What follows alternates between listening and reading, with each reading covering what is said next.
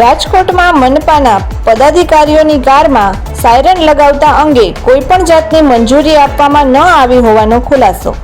આરટીઆઈમાં RTO દ્વારા અપાઈ માહિતી।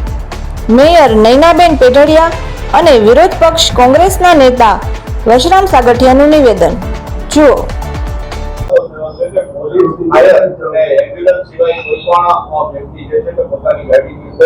સાયરન ન રાખી શકે અને કોર્પોરેશનના પદાધિકારી ગાડી છે તેની અંદર સાયરનનો ઉપયોગ કરવામાં આવ્યો છે। શું કહે? જ્યારે પણ પાંચે પદાધિકારીને ગાડી આપવામાં આવે છે ત્યારે વર્ષોથી ગાડી ઉપર સાયરન હોય છે। એટલે એ સાયરન જે વર્ષોથી લગાવેલું હતું એ જ પ્રમાણે ગાડી ઉપર લગાવેલું છે।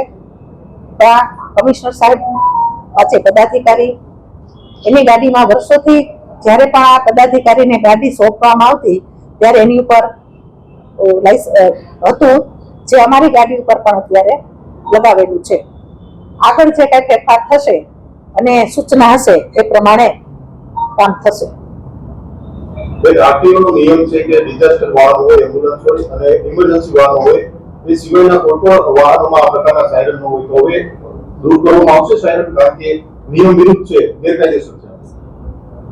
આરટીઓ ના નિયમ પ્રમાણે જો લેખિતમાં કોઈ હશે તો એ પ્રમાણે દૂર કરવામાં આવશે, પણ બાકી આમ જોઈએ તો વર્ષોથી પાંચ પદાધિકારીને જ્યારે ગાડી મળતી એની ઉપર સાયરન હતું જ। પણ નિયમ નીતિ નિયમ વિરુદ્ધ તો સાયરન લગાવવામાં આવશે કે નહીં? નીતિ નિયમમાં ફેરફાર થશે તો દૂર કરવામાં આવશે।